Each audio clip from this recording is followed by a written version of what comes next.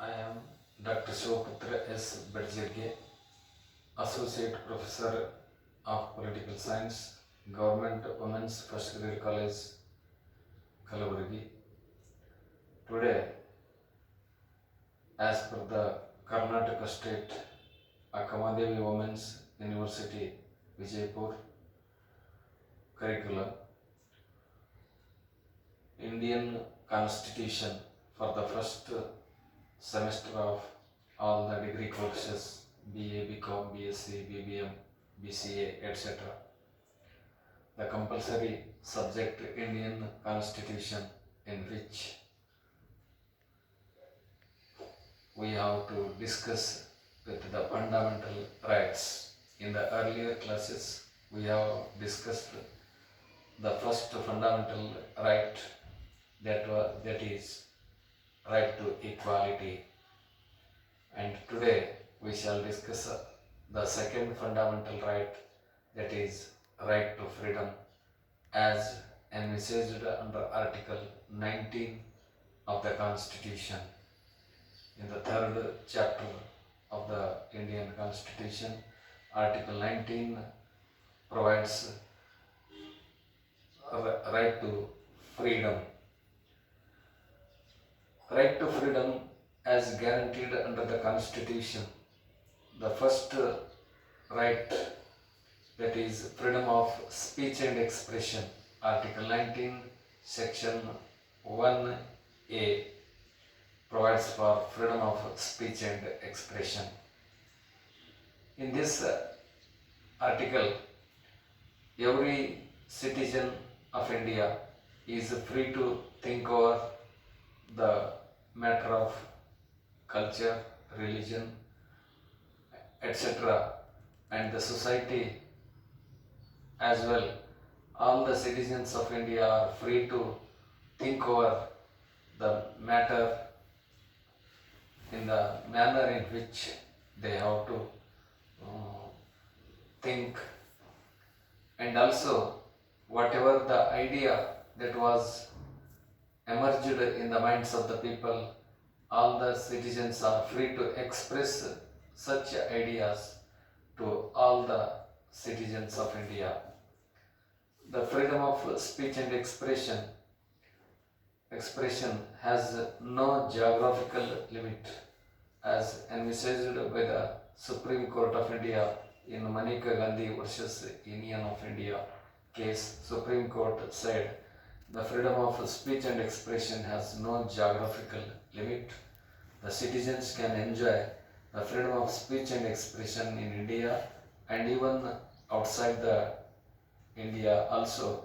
Freedom of speech and expression can be available with the citizens.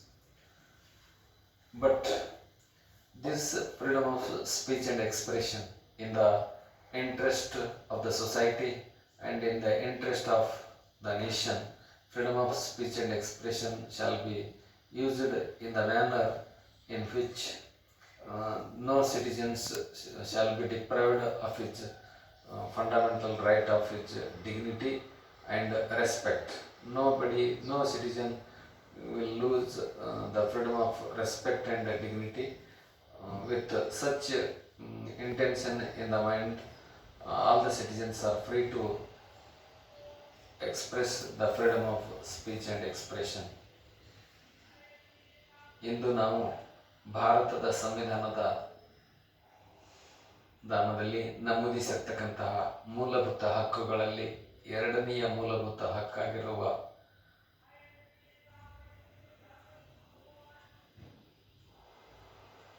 ಸ್ವಾತಂತ್ರ್ಯದ ಹಕ್ಕನ್ನು ಕುರಿತು ಚರ್ಚಿಸೋಣ. ಸಂವಿಧಾನದ 3ನೆಯ ಅಧ್ಯಾಯದಲ್ಲಿ ಕಲಂ ನಂಬರ್ 19ರಲ್ಲಿ ದೇಶದ ನಾಗರಿಕರಿಗೆ ಸಂವಿಧಾನ ನೀಡಿರುವ ಅನೇಕ ಪ್ರಕಾರದ ಸ್ವಾತಂತ್ರ್ಯದ ಹಕ್ಕುಗಳನ್ನು ಕುರಿತು ವಿವರಿಸಲಾಗಿದೆ. ಸಂವಿಧಾನದ 19ನೆಯ ಕಲಮಿನ ಸೆಕ್ಷನ್ 1A ಮಾತನಾಡುವ ಮತ್ತು ಅಭಿಪ್ರಾಯವನ್ನು ವ್ಯಕ್ತಪಡಿಸುವ ಸ್ವಾತಂತ್ರ್ಯವನ್ನು ದೇಶದ ಸಮಸ್ತ ಪ್ರಜೆಗಳಿಗೆ ಸಂವಿಧಾನ ಕೊಟ್ಟಿದೆ. ರಾಷ್ಟ್ರದ ಎಲ್ಲ ಪ್ರಜೆಗಳು ಧರ್ಮ, ಜಾತಿ, ಲಿಂಗ, ಭಾಷೆ ಯಾವುದೇ ತಾರತಮ್ಯವಿಲ್ಲದೆ ದೇಶದ ಎಲ್ಲ ಪ್ರಜೆಗಳು ಸಮಾಜದ ಬಗ್ಗೆ ರಾಷ್ಟ್ರದ ಬಗ್ಗೆ, ಸಂಸ್ಕೃತಿಯ ಬಗ್ಗೆ ತಮಗೆ ಇಷ್ಟವಾದ ರೀತಿಯಲ್ಲಿ ಆಲೋಚನೆ ಮಾಡುವ ಅಥವಾ ತಮಗೆ ತಿಳಿದ ರೀತಿಯಲ್ಲಿ ವಿಚಾರವನ್ನು ಮಾಡ್ತಕ್ಕಂತಹ ಸ್ವಾತಂತ್ರ್ಯವನ್ನು ಹೊಂದಿದ್ದಾರೆ. ಯಾವ ವಿಚಾರವು ತಮ್ಮ ಗಮನಕ್ಕೆ ಬಂದಿರುತ್ತದೆಯೋ, ಯಾವ ವಿಚಾರವು ತಮ್ಮ ತಲೆಯಲ್ಲಿ ಹೊಳೆಯುತ್ತದೆಯೋ ಆ ವಿಷಯವನ್ನು ಕುರಿತು, ಆ ವಿಚಾರವನ್ನು ಕುರಿತು ತಮ್ಮ ಅಭಿಪ್ರಾಯವನ್ನು ಮುಕ್ತವಾಗಿ ವ್ಯಕ್ತಪಡಿಸತಕ್ಕಂತಹ ಅಭಿವ್ಯಕ್ತ ಸ್ವಾತಂತ್ರ್ಯವನ್ನು ಸಮಸ್ತ ಭಾರತೀಯ ಪ್ರಜೆಗಳಿಗೆ ಸಂವಿಧಾನ ಕೊಟ್ಟಿದೆ. ಯಾವ ವಿಚಾರ ತಮ್ಮ ತಲೆಯಲ್ಲಿ ಹೊಳೆದಿದೆಯೋ ಆ ವಿಚಾರವನ್ನು ಕುರಿತು ಬೇರೆಯವರಿಗೆ ತಮ್ಮ ಅಭಿಪ್ರಾಯವನ್ನು ವ್ಯಕ್ತಪಡಿಸತಕ್ಕಂತಹ ಸ್ವಾತಂತ್ರ್ಯವನ್ನು ದೇಶದ ಎಲ್ಲ ಪ್ರಜೆಗಳಿಗೆ ಸಂವಿಧಾನ ಕೊಟ್ಟಿದೆ. ಅದೇ ರೀತಿ ಮಾತನಾಡುವ ಮತ್ತು ಅಭಿಪ್ರಾಯವನ್ನು ವ್ಯಕ್ತಪಡಿಸುವ ಸ್ವಾತಂತ್ರ್ಯಕ್ಕೆ ಭೌಗೋಳಿಕ ಮಿತಿ ಇಲ್ಲ ಎಂದು ಭಾರತದ ಸುಪ್ರೀಂ ಕೋರ್ಟ್ ಮೇನಕಾ ಗಾಂಧಿ ಮತ್ತು ಭಾರತ ಸರ್ಕಾರದ ಒಂದು ಪ್ರಕರಣದಲ್ಲಿ ಸುಪ್ರೀಂ ಕೋರ್ಟ್ ಅಭಿಪ್ರಾಯಪಟ್ಟಿದೆ. ಅಂದರೆ ಭಾರತದ ಪ್ರಜೆಗಳು ಮಾತನಾಡುವ ಮತ್ತು ಅಭಿಪ್ರಾಯವನ್ನು ವ್ಯಕ್ತಪಡಿಸುವ ಸ್ವಾತಂತ್ರ್ಯವನ್ನು ಭಾರತದ ಗಡಿ ಪ್ರದೇಶದ ಒಳಗೆ ಮತ್ತು ಭಾರತದ ಗಡಿ ಪ್ರದೇಶದ ಹೊರಗೂ ಕೂಡ ತಾವು ಬಳಸಬಹುದು ಅಥವಾ ಉಪಯೋಗಿಸಬಹುದು ಎಂಬುದು ಭಾರತದ ಸರ್ವೋಚ್ಚ ನ್ಯಾಯಾಲಯದ ಅಭಿಪ್ರಾಯವಾಗಿತ್ತು. ಮಾತನಾಡುವ ಮತ್ತು ಅಭಿಪ್ರಾಯವನ್ನು ವ್ಯಕ್ತಪಡಿಸುವ ಸ್ವಾತಂತ್ರ್ಯವು ಪ್ರತಿಯೊಬ್ಬ ಭಾರತೀಯ ಪ್ರಜೆ ತನ್ನ ವ್ಯಕ್ತಿತ್ವ, ತನ್ನ ಆಲೋಚನೆ, ತನ್ನ ವಿಚಾರಧಾರೆಯನ್ನು ಬೆಳೆಸಿಕೊಳ್ಳುವುದಕ್ಕೆ ಉಪಯೋಗಿಸಿಕೊಳ್ಳಬೇಕು. ತನ್ನ ಹಾಗೆ ದೇಶದ ಇನ್ನಿತರ ಪ್ರಜೆಗಳ ಗೌರವ, ಸ್ವಾತಂತ್ರ್ಯ ಹರಣವಾಗದಂತೆ ಮಾತನಾಡುವ ಮತ್ತು ಅಭಿಪ್ರಾಯವನ್ನು ವ್ಯಕ್ತಪಡಿಸುವ ಸ್ವಾತಂತ್ರ್ಯವನ್ನು ಬಳಸಿಕೊಳ್ಳಬಹುದು. ಬೇರೆಯವರಿಗೆ ಅವಮಾನವಾಗದಂತೆ, ಬೇರೆ ನಾಗರಿಕರಿಗೆ ತೊಂದರೆಯಾಗದಂತೆ ಮಾತನಾಡುವ ಮತ್ತು ಅಭಿಪ್ರಾಯವನ್ನು ವ್ಯಕ್ತಪಡಿಸುವ ಸ್ವಾತಂತ್ರ್ಯವನ್ನು ದೇಶದ ಸಮಸ್ತ ಪ್ರಜೆಗಳು ಬಳಸಿಕೊಳ್ಳುವುದಕ್ಕೆ ಸಂವಿಧಾನದ ಸ್ವಾತಂತ್ರ್ಯದ ಹಕ್ಕು ಅವಕಾಶವನ್ನು ಕಲ್ಪಿಸಿದೆ. Nextly, freedom to assemble peaceably and without arms. ಶಸ್ತ್ರಾಸ್ತ್ರರಹಿತವಾಗಿ ಸಭೆ ಸೇರತಕ್ಕಂತಹ ಸ್ವಾತಂತ್ರ್ಯವನ್ನು ಸಂವಿಧಾನದ 19ನೇ ಕಲಮಿನ ಸೆಕ್ಷನ್ 1(b) ನಲ್ಲಿ ದೇಶದ ಪ್ರಜೆಗಳಿಗೆ ಸಂವಿಧಾನ ಕೊಟ್ಟಿದೆ. ಅಂದರೆ ಯಾವುದೇ ಭಾರತದ ಪ್ರಜೆಗಳು ಧರ್ಮದ ಉದ್ದೇಶಕ್ಕಾಗಿ, ಶಿಕ್ಷಣದ ಉದ್ದೇಶಕ್ಕಾಗಿ, ಸಂಘ ಸಂಸ್ಥೆಗಳ ಉದ್ದೇಶಕ್ಕಾಗಿ, ಜಾತಿ ಅಥವಾ ಸಂಸ್ಕೃತಿಯ ಉದ್ದೇಶಕ್ಕಾಗಿ ಯಾವುದೇ ಧಾರ್ಮಿಕ ಅಥವಾ ಸಾಂಸ್ಕೃತಿಕ ಸಭೆ ಸಮಾರಂಭಗಳನ್ನು ನಡೆಸುವ ಸ್ವಾತಂತ್ರ್ಯವನ್ನು ದೇಶದ ಎಲ್ಲ ಪ್ರಜೆಗಳಿಗೂ ಸಂವಿಧಾನ ಕೊಟ್ಟಿದೆ. ಆ ಉದ್ದೇಶಕ್ಕಾಗಿ ಸಭೆ ಸಮಾರಂಭಗಳನ್ನು ನಡೆಸುವ ಸಂದರ್ಭದಲ್ಲಿ ಯಾವುದೇ ಶಸ್ತ್ರಾಸ್ತ್ರಗಳನ್ನು ಸಭೆ ಸಮಾರಂಭಗಳಿಗೆ ಕೊಂಡೊಯ್ಯಬಾರದು. All the citizens of India are free to assemble peaceably without arms for the purpose of religious, cultural, educational and exchange of views and ideas of the people by assembling together with the intention and purpose of exchange of views of the people can assemble in a particular place to exchange their views and to express their speech and organize such a speech for the purpose of enhancement of their views and exchange of their religious and cultural ideas. But such a freedom of assembling in a particular place, they should not carry with them arms and ammunitions. Without arms and ammunitions, they can join together in a particular place for the exchange of their views and ideas. That was the second freedom sanctioned by Article 19, Section 1(b) of the Constitution. ಸಂವಿಧಾನದ 19ನೇ ಕಲಮಿನ 1ನೇ ಸೆಕ್ಷನ್ನಿನ B ಉಪವಿಭಾಗದ ಅನುಸಾರವಾಗಿ ಶಸ್ತ್ರಾಸ್ತ್ರರಹಿತವಾಗಿ ಸಭೆ ಸೇರುವ ಸ್ವಾತಂತ್ರ್ಯವನ್ನು ದೇಶದ ಸಮಸ್ತ ಪ್ರಜೆಗಳಿಗೆ ಸಂವಿಧಾನ ಕೊಟ್ಟಿದೆ. ಧಾರ್ಮಿಕ, ಸಾಂಸ್ಕೃತಿಕ, ಶೈಕ್ಷಣಿಕ ಹಾಗೂ ಮತ್ತಿತರ ಉದ್ದೇಶಗಳಿಗಾಗಿ ದೇಶದ ಪ್ರಜೆಗಳಲ್ಲಿ ಯಾರಾದರೂ ಕೂಡ ಒಂದು ನಿರ್ದಿಷ್ಟ ಸ್ಥಳದಲ್ಲಿ ಸಭೆ ಸಮಾರಂಭಗಳನ್ನು ಆಯೋಜಿಸಿ ಅಲ್ಲಿ ಸಾರ್ವಜನಿಕ ಭಾಷಣಗಳನ್ನು ಏರ್ಪಡಿಸಿ ಒಬ್ಬರ ಅಭಿಪ್ರಾಯವನ್ನು ಇನ್ನೊಬ್ಬರಿಗೆ ಮುಕ್ತವಾಗಿ ವ್ಯಕ್ತಪಡಿಸುವ ಮೂಲಕ ಪರಸ್ಪರ ಚರ್ಚೆ, ವಿಚಾರ ವಿನಿಮಯ ಮುಂತಾದವುಗಳ ಮೂಲಕ ತಮ್ಮ ಸಭೆ ಸಮಾರಂಭದಲ್ಲಿ ಅಭಿಪ್ರಾಯ ವಿನಿಮಯ ಮಾಡಿಕೊಳ್ತಕ್ಕಂತಹ, ಒಂದು ಕಡೆ ಸಭೆ ಸೇರ್ತಕ್ಕಂತಹ ಸ್ವಾತಂತ್ರ್ಯವನ್ನು ದೇಶದ ಸಮಸ್ತ ಪ್ರಜೆಗಳಿಗೆ ಸಂವಿಧಾನ ಕೊಟ್ಟಿದೆ. ಈ ರೀತಿ ಶಸ್ತ್ರಾಸ್ತ್ರರಹಿತವಾಗಿ ಯಾವುದೇ ಶಸ್ತ್ರಾಸ್ತ್ರಗಳನ್ನು ಈ ಸಭೆ ಸಮಾರಂಭಗಳಿಗೆ ಕೊಂಡೊಯ್ಯಬಾರದು ಎಂಬ ಮಿತಿಗೆ ಒಳಪಟ್ಟು ಈ ಶಸ್ತ್ರಾಸ್ತ್ರರಹಿತವಾದಂತಹ ಸಭೆ ಸಮಾರಂಭಗಳನ್ನು ನಡೆಸ್ತಕ್ಕಂತಹ ಸ್ವಾತಂತ್ರ್ಯವನ್ನು ದೇಶದ ಪ್ರಜೆಗಳಿಗೆ ಸಂವಿಧಾನ ಕೊಟ್ಟಿದೆ. Nextly, freedom to form associations or unions. Article 19 section 1c provides that freedom to form associations or unions. All the citizens of India are free to form their own association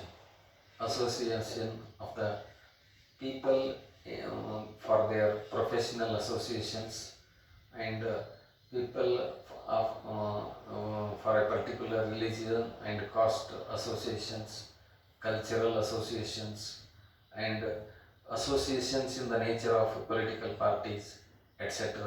can be formed freely by the citizens of India.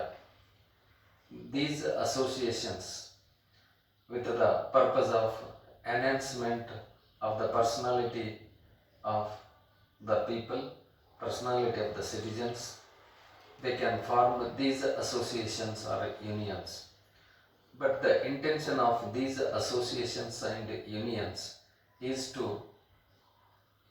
enhance the personality of the people, and associations should work for the well and betterment of the society, betterment of the nation, and no such association should indulge in anti-national and anti-social elements.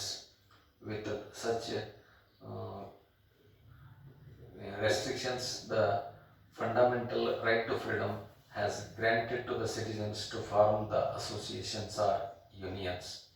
On certain occasions of the matter of national importance, when such associations indulges in anti-national and anti-social activities, such associations can be banned by the government by the provisions laid down in the right to freedom of freedom itself. ಸಂವಿಧಾನದ ಸ್ವಾತಂತ್ರ್ಯದ ಹಕ್ಕಿನ 19ನೇ ಕಲಮಿನ section 1c ನಲ್ಲಿ ಸಂಘ ಸಂಸ್ಥೆಗಳನ್ನು ಸ್ಥಾಪಿಸಿಕೊಳ್ಳುವ ಸ್ವಾತಂತ್ರ್ಯವನ್ನು ಸಮಸ್ತ ಭಾರತೀಯ ಪ್ರಜೆಗಳಿಗೆ ಸಂವಿಧಾನ ಕೊಟ್ಟಿದೆ.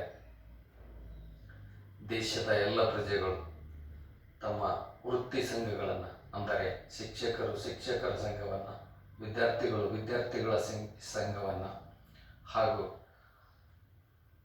ನಿರ್ದಿಷ್ಟ ಜಾತಿಯ ಜನರು ತಮ್ಮ ಜಾತಿಯ ಸಂಘವನ್ನು, ನಿರ್ದಿಷ್ಟ ಧರ್ಮದ ಜನರು ತಮ್ಮ ಧರ್ಮದ ಸಂಘ ಸಂಸ್ಥೆಗಳನ್ನು, ಅಥವಾ ನಿರ್ದಿಷ್ಟ ಭಾಷೆಯನ್ನು ಮಾತನಾಡುವ ಜನರು ತಮ್ಮ ಭಾಷಾ ಸಂಘ ಸಂಸ್ಥೆಗಳನ್ನು ಹೀಗೆ ಕಟ್ಟಿಕೊಳ್ಳುವ ಸ್ವಾತಂತ್ರ್ಯವನ್ನು ಸಮಸ್ತ ಭಾರತೀಯ ಪ್ರಜೆಗಳಿಗೆ ಸಂವಿಧಾನ ಕೊಟ್ಟಿದೆ. ಭಾರತದಲ್ಲಿ ರಾಜಕೀಯ ಪಕ್ಷಗಳು ಕೂಡ ಈ ಸಂಘ ಸಂಸ್ಥೆಗಳನ್ನು ಸ್ಥಾಪಿಸಿಕೊಳ್ಳುವ ಸ್ವಾತಂತ್ರ್ಯದ ಅಡಿಯಲ್ಲಿ ಸ್ಥಾಪಿತವಾಗಿವೆ. ಭಾರತದ ಸಂವಿಧಾನದ ಮತ್ಯಾವ ಭಾಗದಲ್ಲಿಯೂ ಕೂಡ ಭಾರತದಲ್ಲಿ ರಾಜಕೀಯ ಪಕ್ಷಗಳ ಸ್ಥಾಪನೆಯ ಬಗ್ಗೆ ಯಾವುದೇ ಪ್ರಸ್ತಾವನೆಗಳು ಇಲ್ಲ. ಭಾರತದಲ್ಲಿರುವ ಎಲ್ಲ ರಾಜಕೀಯ ಪಕ್ಷಗಳು ಸ್ಥಾಪನೆಯಾಗಿರುವುದು ಈ ಸಂಘ ಸಂಸ್ಥೆಗಳನ್ನು ಸ್ಥಾಪಿಸಿಕೊಳ್ಳುವ ಸ್ವಾತಂತ್ರ್ಯದ ಅಡಿಯಲ್ಲಿ ರಾಜಕೀಯ ಪಕ್ಷಗಳು ಭಾರತದಲ್ಲಿ ಸ್ಥಾಪಿತವಾಗಿವೆ. ಈ ಎಲ್ಲ ಸಂಘ ಸಂಸ್ಥೆಗಳು ದೇಶದ ಪ್ರಜೆಗಳ ವ್ಯಕ್ತಿತ್ವ ವಿಕಸನಕ್ಕೆ ಅಥವಾ ನಾಗರಿಕರ ಒಂದು ಕಲ್ಯಾಣಕ್ಕಾಗಿ ಉಪಯೋಗವಾಗಬೇಕು. ಈ ಸಂಘ ಸಂಸ್ಥೆಗಳು ನಾಗರಿಕರ ವ್ಯಕ್ತಿತ್ವ ವಿಕಸನಕ್ಕೆ, ಅವರ ಒಂದು ವಿಚಾರ ಮತ್ತು ವಿಚಾರವನ್ನು ಅಭಿವೃದ್ಧಿಪಡಿಸುವ ಉದ್ದೇಶಕ್ಕಾಗಿ ಈ ಸಂಘ ಸಂಸ್ಥೆಗಳು ಕೆಲಸ ಮಾಡಬೇಕು. ಯಾವುದೇ ಸಂಘ ಸಂಸ್ಥೆಗಳು ದೇಶದ ವಿರುದ್ಧ, ಸಮಾಜದ ವಿರುದ್ಧ ಕೆಲಸ ಮಾಡದಂತೆ ಮುನ್ನೆಚ್ಚರಿಕೆಯನ್ನು ವಹಿಸಬೇಕೆಂಬ ಒಂದು ನಿರ್ಬಂಧ ಈ ಸ್ವಾತಂತ್ರ್ಯದ ಹಕ್ಕಿನಲ್ಲಿಯೇ ಅಡಕವಾಗಿವೆ. ಯಾವುದೇ ಸಂಘ ಸಂಸ್ಥೆಗಳು ರಾಷ್ಟ್ರದ ಒಳಿತಿಗಾಗಿ, ದೇಶದ ಸಮಾಜದ ಸ್ವಾಸ್ಥ್ಯಕ್ಕಾಗಿ, ಸಮಾಜದ ಆರೋಗ್ಯ ಕಾಪಾಡುವ ನಿಟ್ಟಿನಲ್ಲಿ ಕೆಲಸ ಮಾಡಬೇಕೇ ಹೊರತು ದೇಶ ಮತ್ತು ಸಮಾಜಕ್ಕೆ ಕಂಟಕವಾದ ರೀತಿಯಲ್ಲಿ ಕೆಲಸ ಮಾಡಿದರೆ ಅಂತಹ ಸಂಘ ಸಂಸ್ಥೆಗಳನ್ನು ಪ್ರತಿಬಂಧಿಸುವ ಅಧಿಕಾರ ಸಂವಿಧಾನದ ಧನಾತ್ಮಕವಾಗಿ ಸರ್ಕಾರಕ್ಕೆ ಸಂವಿಧಾನ ಕೊಟ್ಟಿದೆ. ಈ ಮಿತಿಯೊಳಗೆ ಸಂಘ ಸಂಸ್ಥೆಗಳನ್ನು ಸ್ಥಾಪಿಸಿಕೊಳ್ಳುವ ಸ್ವಾತಂತ್ರ್ಯವನ್ನು ದೇಶದ ಸಮಸ್ತ ಪ್ರಜೆಗಳಿಗೆ ಸಂವಿಧಾನ ಕೊಟ್ಟಿದ್ದು, ಭಾರತದಲ್ಲಿ ರಾಜಕೀಯ ಪಕ್ಷಗಳು, ಧಾರ್ಮಿಕ ಸಂಘಟನೆಗಳು, ಮತೀಯ ಸಂಘಟನೆಗಳು, ವೃತ್ತಿ ಸಂಘಗಳು ಕೂಡ ಎಲ್ಲ ರೀತಿಯ ಸಂಘ ಸಂಸ್ಥೆಗಳು ಭಾರತದಲ್ಲಿ ಈ ಸಂಘ ಸಂಸ್ಥೆಗಳನ್ನು ಸ್ಥಾಪಿಸಿಕೊಳ್ಳುವ ಸ್ವಾತಂತ್ರ್ಯದ ಹಕ್ಕಿನಡಿಯಲ್ಲಿ ಸ್ಥಾಪಿಸಲ್ಪಟ್ಟಿವೆ. Nextly, freedom of movement. Article 19, Section 1D of the Constitution provides all the citizens of India are free to move from one place to the another place throughout the country, from any place to the any place. The freedom of movement for the purpose of tour and for the purpose of observation, etc.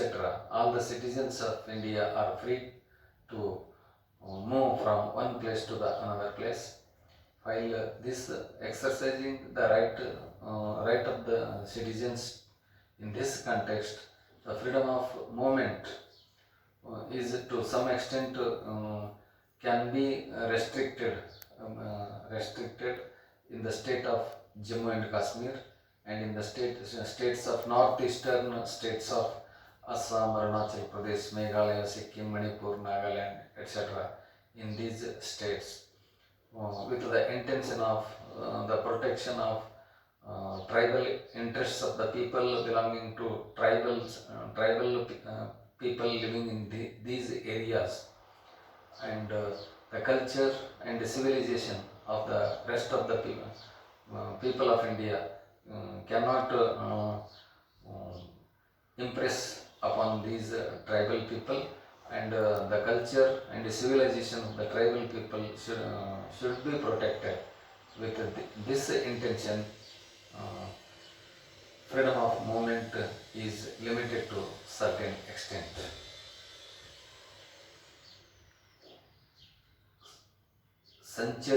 ದೇಶಾದ್ಯಂತ ಸಂಚರಿಸುವ ಸ್ವಾತಂತ್ರ್ಯವನ್ನು ಸಂವಿಧಾನದ 19ನೇ ಕಲಮಿನ section 1D ನಲ್ಲಿ ಭಾರತದ ಸಂವಿಧಾನ ದೇಶದ ಸಮಸ್ತ ಪ್ರಜೆಗಳಿಗೆ ಹಕ್ಕನ್ನು ಕೊಟ್ಟಿದೆ. ದೇಶದ ಯಾವುದೇ ಭಾಗದಲ್ಲಿ ವಾಸವಾಗಿರುವ ಪ್ರಜೆಗಳು ದೇಶಾದ್ಯಂತ ಯಾವುದೇ ನಿರ್ಬಂಧವಿಲ್ಲದೆ ಯಾವುದೇ ರಾಜ್ಯ ಮತ್ತು ಕೇಂದ್ರಾಡಳಿತ ಪ್ರದೇಶಗಳಲ್ಲಿ ಮುಕ್ತವಾಗಿ ತಿರುಗಾಡುವ, ಮುಕ್ತವಾಗಿ ಸಂಚರಿಸುವ, ಈ ಸಂಚಾರವನ್ನು ಪ್ರವಾಸದ ಉದ್ದೇಶಕ್ಕಾಗಿ ಅಥವಾ ದೇಶದ ಸಂಸ್ಕೃತಿ ಮತ್ತು ದೇಶದ ಸೃಷ್ಟಿ ಸೌಂದರ್ಯವನ್ನು ಅನುಭವಿಸುವುದಕ್ಕಾಗಿ ದೇಶಾದ್ಯಂತ ಸಂಚರಿಸುವ ಸ್ವಾತಂತ್ರ್ಯವನ್ನು ಸಮಸ್ತ ಭಾರತೀಯ ಪ್ರಜೆಗಳಿಗೆ ಸಂವಿಧಾನ ಕೊಟ್ಟಿದೆ. ಆದರೆ ಕೆಲವು ನಿರ್ಬಂಧಗಳನ್ನು ಜಮ್ಮು ಮತ್ತು ಕಾಶ್ಮೀರ ರಾಜ್ಯಕ್ಕೆ ಸಂಬಂಧಿಸಿದಂತೆ ಈಶಾನ್ಯ ರಾಜ್ಯಗಳಾದ ಅಸ್ಸಾಂ, ಅರುಣಾಚಲ ಪ್ರದೇಶ, ಮೇಘಾಲಯ, ಮಣಿಪುರ್, ಸಿಕ್ಕಿಂ, ನಾಗಾಲ್ಯಾಂಡ್ ಈ ರಾಜ್ಯಗಳಿಗೆ ಸಂಬಂಧಿಸಿದಂತೆ ಕೆಲವು ನಿರ್ಬಂಧಗಳನ್ನು ಸಂವಿಧಾನ ಸಂಚಾರ ಸ್ವಾತಂತ್ರ್ಯದ ಮೇಲೆ ವಿಧಿಸಿದೆ. ದೇಶದ ಇತರ ಪ್ರಜೆಗಳ ಒಂದು ಸಂಸ್ಕೃತಿ, ಈ ಆದಿವಾಸಿ ಜನರು ವಾಸವಾಗಿರ್ತಕ್ಕಂಥ ಈ ಪ್ರದೇಶದ ಜನರ ಮೇಲೆ ಪ್ರಭಾವವಾಗಿ ಅವರ ಸಂಸ್ಕೃತಿ ಮತ್ತು ಅವರ ಅಸ್ತಿತ್ವ ನಾಶವಾಗಬಾರದು. ಅವರ ಸಂಸ್ಕೃತಿಯ ರಕ್ಷಣೆಯ ಉದ್ದೇಶಕ್ಕಾಗಿ ಕೆಲವು ಇತಿಮಿತಿಗಳೊಂದಿಗೆ ಈಶಾನ್ಯ ರಾಜ್ಯಗಳಲ್ಲಿ ಮತ್ತು ಜಮ್ಮು ಕಾಶ್ಮೀರ ರಾಜ್ಯಕ್ಕೆ ಸಂಬಂಧಿಸಿದಂತೆ ಸಂಚಾರ ಸ್ವಾತಂತ್ರ್ಯವನ್ನು ದೇಶದ ಪ್ರಜೆಗಳಿಗೆ ಸಂವಿಧಾನ ನೀಡಿದೆ. Nextly, freedom of residence. All the citizens of India, wherever they have born in the Union territory or the states, they are free to reside in any part, in any place throughout the country. And this freedom of residence, person born in some other place can permanently reside in any other place. Person born in Karnataka can live in Maharashtra or can purchase property in Uttar Pradesh, etc. And from state to Union territory. This freedom of residence is permitted to all the citizens of India. But this freedom of residence is also restricted to certain extent in the state of Jammu and Kashmir and in the state of northeastern states of Assam, Meghalaya, Arunachal Pradesh, Sikkim, etc. with the intention of protecting the culture of the tribal people living in these areas. ಸಂವಿಧಾನದ ಸ್ವಾತಂತ್ರ್ಯದ ಹಕ್ಕಿನ ಅಡಿಯಲ್ಲಿ 19ನೆಯ ಕಲಮಿನ section 1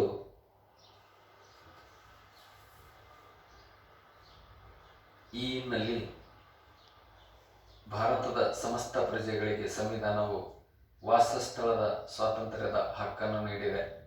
ದೇಶದ ಯಾವುದೇ ಭಾಗದಲ್ಲಿ ಜನಿಸಿರಲಿ, ಯಾವುದೇ ಭಾಗದಲ್ಲಿ ವಾಸವಾಗಿರಲಿ, ಅವರು ತಮಗಿಷ್ಟವಾದ ದೇಶದ ಇನ್ನೊಂದು ಭಾಗದಲ್ಲಿ ಕಾಯಂ ವಾಸಸ್ಥಳವನ್ನು ಹೊಂದಿರುವ, ಆ ಪ್ರದೇಶದಲ್ಲಿ ಆಸ್ತಿಯನ್ನು ಖರೀದಿಸುವ ಅಥವಾ ತಮ್ಮ ವಾಸಸ್ಥಳವನ್ನು ಕರ್ನಾಟಕದಿಂದ ಮಹಾರಾಷ್ಟ್ರಕ್ಕೆ, ಮಹಾರಾಷ್ಟ್ರದಿಂದ ಉತ್ತರ ಪ್ರದೇಶಕ್ಕೆ, ಈ ರೀತಿಯಾಗಿ ದೇಶದ ಯಾವುದೇ ಭಾಗದಲ್ಲಿ ಬೇಕಾದರೂ ಕೂಡ ವಾಸಿಸುವ ಸ್ವಾತಂತ್ರ್ಯ ದೇಶದ ಸಮಸ್ತ ಪ್ರಜೆಗಳಿಗೆ ಸಂವಿಧಾನ ಕೊಟ್ಟಿದೆ. ಆದರೆ ವಾಸಸ್ಥಳದ ಸ್ವಾತಂತ್ರ್ಯದ ಮೇಲೆಯೂ ಕೂಡ ಕೆಲವು ಇತಿಮಿತಿಗಳು ಮತ್ತು ನಿರ್ಬಂಧಗಳನ್ನು ಜಮ್ಮು ಮತ್ತು ಕಾಶ್ಮೀರ ರಾಜ್ಯಕ್ಕೆ ಸಂಬಂಧಿಸಿದಂತೆ ಮತ್ತು ಈಶಾನ್ಯ ರಾಜ್ಯಗಳಾದ ಅಸ್ಸಾಂ, ಅರುಣಾಚಲ ಪ್ರದೇಶ್, ಮೇಘಾಲಯ, ಸಿಕ್ಕಿಂ, ಮಣಿಪುರ ರಾಜ್ಯಗಳಿಗೆ ಸಂಬಂಧಿಸಿದಂತೆ ಕೆಲವು ನಿರ್ಬಂಧಗಳನ್ನು ಸಂವಿಧಾನ ವಿಧಿಸಿದೆ. ಈ ಪ್ರದೇಶಗಳಲ್ಲಿ ಆದಿವಾಸಿ ಜನಾಂಗದ ಜನರು ವಾಸವಾಗಿದ್ದು ಅವರ ಸಂಸ್ಕೃತಿ ಮತ್ತು ಕಲೆ ಮುಂತಾದ ಅವರ ಅಸ್ತಿತ್ವವನ್ನು ಕಾಪಾಡುವ ಉದ್ದೇಶಕ್ಕಾಗಿ ಕೆಲವು ನಿರ್ಬಂಧಗಳ ಆಧಾರದ ಮೇಲೆ ಈ ಪ್ರದೇಶದಲ್ಲಿ ಕಾಯಂ ವಾಸಸ್ಥಳದ ಮೇಲೆ ಕೆಲವು ಇತಿಮಿತಿಗಳು ಅಥವಾ ನಿರ್ಬಂಧಗಳನ್ನು ಸಂವಿಧಾನ ವಿಧಿಸಿದೆ. ಇತ್ತೀಚೆಗೆ ಕೇಂದ್ರ ಸರ್ಕಾರ ಸಂವಿಧಾನಕ್ಕೆ ತಿದ್ದುಪಡಿ ತರುವ ಮೂಲಕ ಜಮ್ಮು ಮತ್ತು ಕಾಶ್ಮೀರ ರಾಜ್ಯದಲ್ಲಿ ವಾಸಸ್ಥಳದ ಸ್ವಾತಂತ್ರ್ಯವನ್ನು ದೇಶದ ಇತರ ಪ್ರಜೆಗಳಿಗೆ ಮುಕ್ತಗೊಳಿಸಿದೆ.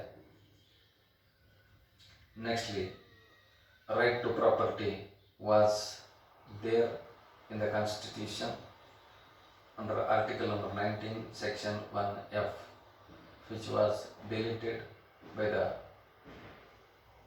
44th Constitution Amendment on 1976. Right to property was deleted from the list of fundamental rights, and it is now only an ordinary right. Lastly, in the right to freedom of profession, Article number 19, Section 1G of the Constitution provides freedom of profession. All the citizens of India are free to practice the profession of their own choice. They can practice the profession of a kirana shop, a profession of any other business, or any other agriculture business, or any other type of profession can be practiced with any citizens of India. But the freedom of profession can be practiced with the intention of protecting the culture, protecting the interest of the nation, interest of the society, with the social decency and morality. Freedom of profession can be practiced. Certain qualifications is prescribed for the freedom of profession, for the practice of a doctor, a practice of a lawyer, and a practice of a registered a salesman, medicine salesman of a medicines, etc. are prescribed certain qualifications by the law of the nation.